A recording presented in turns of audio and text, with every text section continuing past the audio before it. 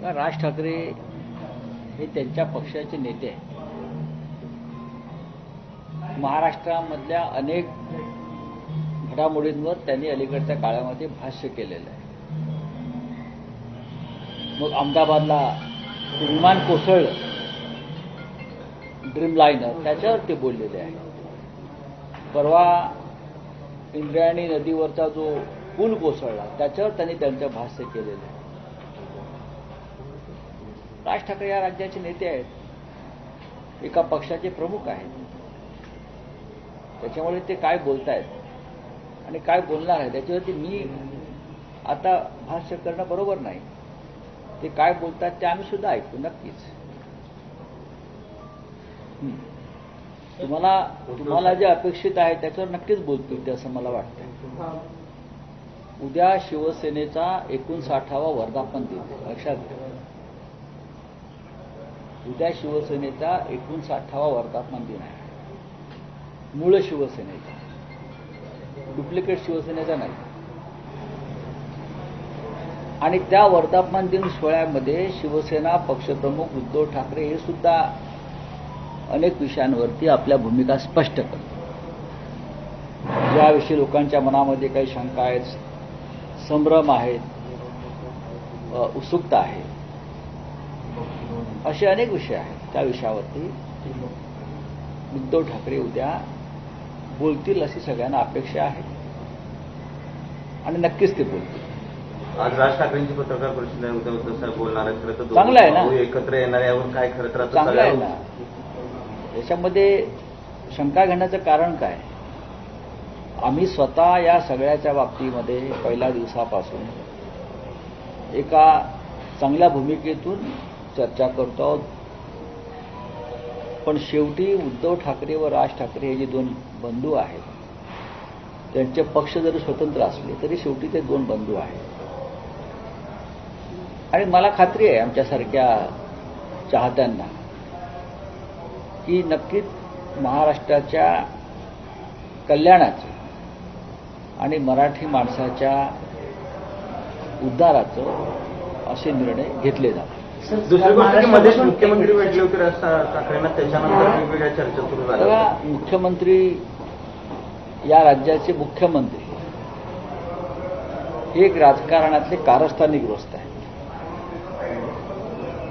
त्यांची कोणती चाल ही सरळ नसते आणि मराठी माणूस किंवा महाराष्ट्राच्या हिताची तर अजिबात नसते. हे भारतीय जनता पक्षाचं धोरण आहे. मी मुख्यमंत्र्यांना दोष देत नाही, हे त्यांचं धोरण आहे. फोडा, झोडा आणि राज्य करा. हिंदूंची एकजूट तोडा, मराठी माणसाची एकजूट तोडा आणि राज्य करा, हे त्यांचं धोरण आहे. आणि मग त्यासाठी या धोरणामध्ये त्यांना सलीम कुत्ताही चालतो, इक्बाल मिर्चीही चालतो, उद्या दाऊद इब्राहिम चालेल. हे त्या पक्षाचं धोरण आहे. आमचं तसं धोरण नाही. आम्ही एका वैचारिक भूमिकेतून काम करणारे लोक आहोत. जसं काल माननीय शरद पवार साहेबांनी सांगितलं की जे भारतीय जनता पक्षाबरोबर गेलेले आहेत त्यांच्याबरोबर आम्ही हात मिळवणी करणार नाही. पक्क धोरण आहे. हा, बोला. शरद पवार काल बोलताना म्हणाले की संधी साधू लोकांना सोबत घ्या. नाही, संधी साधू शाहू फुले विचार, आंबेडकरांच्या विचारांचे जे लोक आहेत त्यांना सोबत घ्या, मात्र संधी साधू लोकांना सोबत ते घ्या. योग्य तेच बोललेले आहेत. आणि मी वारंवार तेच सांगत होतो की माननीय शरद पवार साहेब अशा प्रकारच्या कोणत्याही प्रवृत्तींना जवळ करणार नाही. शाहू फुले आंबेडकर हा जसा या राज्याचा विचार आहे, तशी आम्ही सगळे लोक त्या विचारांबरोबर बाळासाहेब ठाकरेंचा विचार जो आहे, महाराष्ट्र एकसंघ ठेवण्याचा आणि महाराष्ट्राच्या शत्रूशी लढण्याचा, त्याच्यामध्ये आम्ही तडजोड करणार नाही. जे संधी साधू आमच्याकडून एखाद्या पार्टीत गेले असतील, आम्ही त्यांचा विचारही करत नाही. पण हे सगळे लोक, भारतीय जनता पक्ष असेल किंवा जो एसएनसी गट आहे ते असतील, त्यांना असे लोक लागतात. भ्रष्ट, व्यभिचारी, गुंड, दाऊदचे हस्तक, हे असे लोक लागतात. खरं म्हणजे आता भारतीय जनता पक्षानं सलीम कुत्ता ह्याला संत म्हणून पदवी दिली पाहिजे. संत, महात्मा अशा प्रकारची जर पदवी जर राज्य सरकारला देता येत असेल तर ती त्यांनी देणं गरजेचं आहे. कारण ज्या व्यक्तीला त्यांनी घेतलं आहे ती शिवसेनेमध्ये असताना त्यांनी सलीम कुत्ताबरोबर संबंध जोडून आमच्या पक्षाला बदनाम करण्याचा प्रयत्न केला. आमच्या पक्षाने, शिवसेने, की आम्ही देशद्रोही लोकांबरोबर काम करतो. मग आता तुम्ही तर देशद्रोही पक्षाच्या लोकांच्या खिशामध्ये जाऊन बसलेला आहात. ठीक आहे, बोला. सर, प्रश्न तोच आहे. बडगुजरांचा काल पक्षप्रवेश जो झाला, नाशिकच्या त्या सगळ्या प्रकरणात किंवा सलीम कुत्त्याच्या त्या सगळ्या प्रकरणात तुम्ही असतील किंवा सुषमांतर असतील यांनी वारंवार आवाज उठवला होता की पक्षाला बदनाम केले जाते. राणेंचं त्यावेळेसचं स्टेटमेंट काल पुन्हा आम्ही क्यू करत होतो, ते अक्षरशः खालच्या भाषेत खरं तर बडगुजर आणि सलीम कुत्ताविषयी बोलत होते. काल त्यांनी त्यांचं विधान बदललं, बावनकुळेंनी काल विधान बदललं, रवींद्र चव्हाणांनी विधान बघा, बदललं. हे सगळे पलटूराम आहे. मी जे मगाशी म्हणालो की यांचा जो पक्ष आहे भारतीय जनता पक्ष, हा अटल बिहारी वाजपेयी, लालकृष्ण अडवाणी यांच्या मूळ विचारधारेचा पक्ष अजिबात राहिलेला नाही. प्रफुल्ल पटेल यांचे इक्बाल मिर्ची बरोबर म्हणजे दाऊदच्या हस्तकाबरोबर संबंध आहेत हे नरेंद्र मोदी यांनी सांगितलं. अशोक चव्हाण यांनी संरक्षण खात्याच्या जमिनी लाटल्या आणि देशाच्या सैनिकांशी गद्दारी केली हे नरेंद्र मोदींनी सांगितलेलं. काय हे नरेंद्र मोदी यांनी श्वेतपत्रिका काढली आहे. त्यानंतर हे आता काय सलीम कुत्ता प्रकरण आलंय हे भाजपने काढलंय. एसआयटी लावली देवेंद्र फडणवीसांनी. एसआयटी काय झालं त्या एसआयटीचं? त्या सलीम कुत्ताला तुम्ही तुमच्या पक्षामध्ये घेतलाय तुरुंगातून आणून. चंद्रशेखर बावनकुळेंनी किंवा त्यांचे जे कार्याध्यक्ष आहेत रवींद्र चव्हाण, फडणवीस यांच्याबरोबर सलीम कुत्ता काल वर्षा बंगल्यावर बिर्याणी खायला बसला होता का? घरामध्ये त्यांच्या बिर्याणी आली सलीम कुत्ताच्या घरातून आणि सगळे पार्टीला बसले आणि त्यांनी सलीम कुत्ताची माफी मागितली का? लोकांच्या मनातल्या शंका आहे. खरं तर आरोप सिद्ध करायचा प्रत्येक वेळेस भाजपचा एक असतो की जर आमच्याकडे आले तर त्यांच्यावर आरोप सिद्ध नाही झाले, त्यांची चौकशी चालू आहे. मात्र त्यांना घेतलं जातं प्रत्येक जणाला पक्षामध्ये आणि नंतर काही बकवास पक्ष आहे, ढोंगी आणि भ्रष्ट लोकांचा हा पक्ष आहे. या पक्षाइतका देशद्रोही पक्ष या देशाच्या इतिहासात झाला नाही. देशद्रोही हा शब्द त्यांना लागू पडतो कारण सगळे देशद्रोही भ्रष्ट लोक यांनी आपल्या पक्षामध्ये घेतलेले आहेत.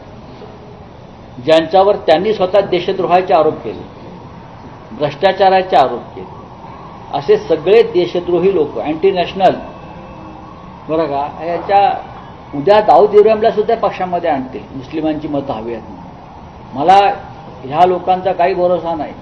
पाकिस्तान बरोबर काहीतरी डील करतील आणि दाऊद इब्राहिम, छोटा शकील, टायगर पेवन यांना भाजप आपल्या पक्षात घ्यायला मागे पुढे पाहणार नाही.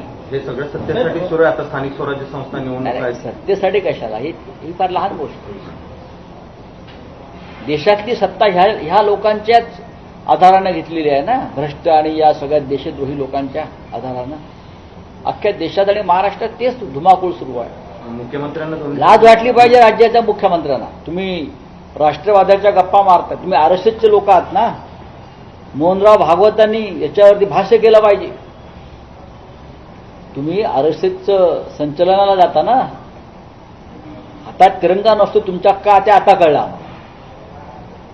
तुमच्या हातात आणि तुमच्या घरावर तिरंगा का लागला नाही हे आता आम्हाला हळूहळू या पिढीला कळायला लागेल. सर, हिंदी भाषेच्या सक्तीचा विषय आहे. खरं तर हिंदी सक्ती नाही असं म्हणतायत, पण तिसरी भाषा तुम्हाला हिंदीत शिकावी लागणार आहे असं एक सरकारचं म्हणणं आहे. पहिलीपासून तुम्हाला ती तिसरी भाषा, मराठी सक्ती बघा, या संदर्भामध्ये मला वाटतं आज राज ठाकरेंची पत्रकार परिषद त्या विषयावरती असावी. तर हा विषय जसा आम्ही घेतो तसा तेही प्रामुख्याने घेतात. तुमची भूमिका काय?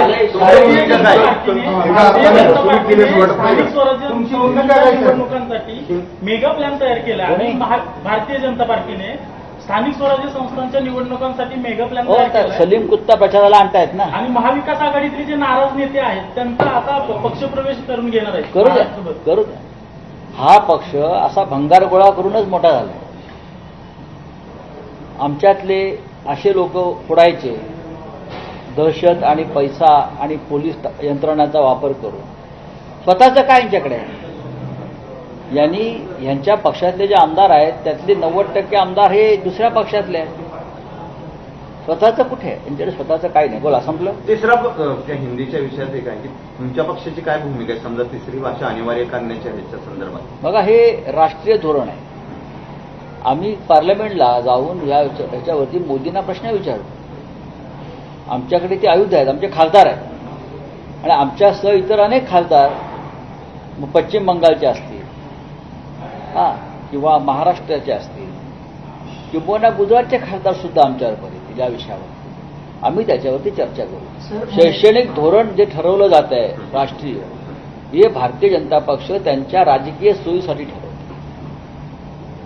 हिंदी भाषा आम्हाला येते, उत्तम प्रकारे येते, आम्हाला शिकवण्याची गरजच नाही. किंबहुना नरेंद्र मोदी आणि त्यांच्या लोकांपेक्षा उत्तम हिंदी आम्ही बोलतोय मुंबईमध्ये, आणि मुंबईमध्ये मोठ्या प्रमाणामध्ये हिंदी भाषिक आहेत. महानगरपालिका हिंदी शाळासुद्धा चालवते आमच्या अनेक वर्षापासून, माहिती आहे का तुम्हाला? तो ज्यांना हिंदी येते त्यांच्यावर तुम्ही कशा करताला? आम्हाला येत आहे ना, आम्ही हिंदीला कधी विरोध केला नाही, पण तुम्ही शालेय अभ्यासक्रमामध्ये ही सक्ती करू नका. आम्हाला उत्तम हिंदी येते. पार्लमेंटला आमचा संपूर्ण व्यवहार हिंदीमध्येच चालतो, खास करून, कारण आम्ही म्हणतो देशाची भाषा, सगळ्यांना समजते, ही देशाची भाषा, आणि आमचा आग्रह असतो की देशाच्या संसदेमध्ये आपण हिंदीमध्ये व्यवहार केला पाहिजे. आमचं नरेंद्र मोदींसारखं नाही सायप्रसला गेलो आणि हिंदी बोलायचं. आम्ही सायप्रसला जाऊन इंग्रजीमध्ये बोलतो. इंडिगो कंपनी, इंडिगो सोबत जाऊ द्या ना.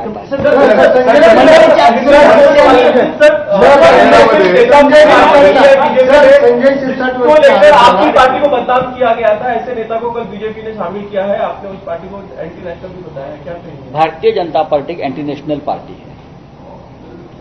राष्ट्रभक्ति, राष्ट्रवाद से उनका दूर दूर का कोई नाता नहीं है. ये मैं नहीं बोल रहा हूं, ये पार्टी ने अपने आप को ये साबित कर दिया है कि हम सभी जो एंटी नेशनल है, और ये जो लोग एंटी नेशनल है ये बीजेपी बोलती है. किसका दाऊद के साथ रिश्ता है, किसका इकबाल मिर्ची के साथ है, किसका मुंबई बम ब्लास्ट के आरोपी सलीम कुत्ता के साथ है, ये आप करते हो. आप उनके खिलाफ जांच एसआईटी लगाते हो, और ये सभी लोगों को आप अपने पार्टी में शामिल करते हो. तो एंटी नेशनल पार्टी है ना. राष्ट्रद्रोही पार्टी किसकी है? भारतीय जनता पार्टी है. और भारतीय जनता पार्टी के जो राष्ट्रीय अध्यक्ष हैं नरेंद्र मोदी जी है, अमित शाह, उसके ऊपर अब तक मुंह खोला है कि नहीं, हमारे पार्टी में ऐसे एंटी नेशनल लोगों को जगह नहीं है. इस नेता का ही सहारा लेके आपकी पार्टी को काफी बदनाम किया गया. हमारे पार्टी को बदनाम किया, और ये इस प्रकार से आरोप करके उस व्यक्ति को हमारे पार्टी से तोड़ने की कोशिश की, क्योंकि उनके ऊपर वो सलीम कुत्ता वाला आरोप डालो, उसके फैमिली को मकोका लगाओ. तो आपने ये इसलिए किया है कि आपको हमारे पार्टी से लोग तोड़ना है, इसलिए आप किसी को भी, हमको भी बोला था एंटी नेशनल है. हम उनके बाप दादे भी नहीं थे, तब से हम इस देश के लिए काम करते हैं. ये भाजपा तो अभी अभी पैदा हुई है, मेरे पार्टी को 60 साल हो गए. सर, पीएम मोदी ने कल ट्रंप से बात की और कहा कि लेकिन मिस्टर ट्रंप तो अमेरिका में चले गए थे, ऐसा मैंने पढ़ा है. फोन पे बात की. आप फोन पे बात की, और कहा कि फोन पे बात की है, मध्यस्थी हमने कभी स्वीकारी नहीं है. ऐसा कौन कहता है? पीएम मोदी ने ट्रंप को कहा फोन पर. लेकिन ट्रंप ने ऐसा कहा क्या? फिर ये प्रेसिडेंट ट्रंप जो 17 बार कह चुके हैं कि मैंने मध्यस्थता की है, तो ये ट्रंप ने कहना चाहिए कि मेरी और मोदी जी की बात हुई है, और मैं मोदी जी की बात मानता हूं, और सचमुच मैंने भारत पाकिस्तान के युद्ध में मध्यस्थता नहीं की. ये उसने कहना चाहिए. ये जो मोदी जी के भगतगण हैं, उसने नहीं कहना चाहिए. एबीपी माझा, उघडा डोळे बघा नीट.